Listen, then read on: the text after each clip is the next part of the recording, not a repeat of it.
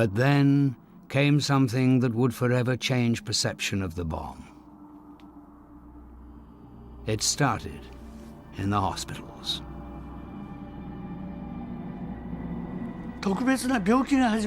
A mysterious illness began to spread. I noticed it from about the fourth day. Of course, it had been there all along, but I thought people were dying of severe burns.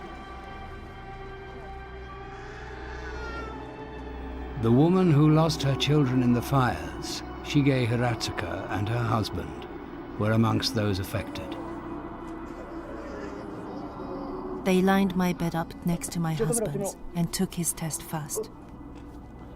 When they had taken enough blood for the sample, they withdrew the needle. But the blood wouldn't stop. Nothing worked, whatever they did. Even when they applied pressure, it carried on bleeding. During this time, purple spots began breaking out all over my husband's body. He then vomited a large amount of brown liquid.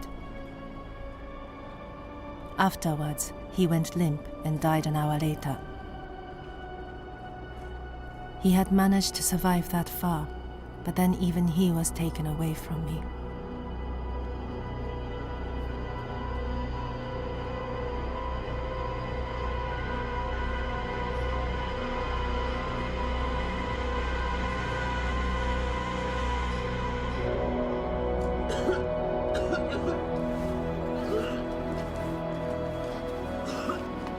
Her husband was one of thousands who would die from this new and untreatable condition.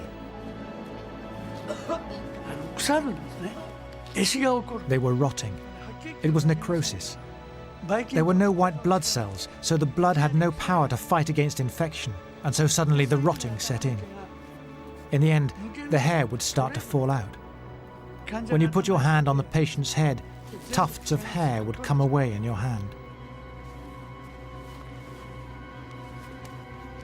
It emerged that those who were worst affected had been close to the hypocenter, or had swallowed radioactive material, like the people who drank the black rain.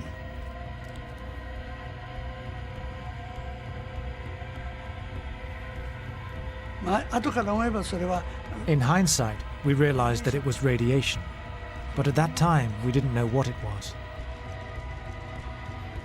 Radiation sickness has become the single most disturbing legacy of the bomb.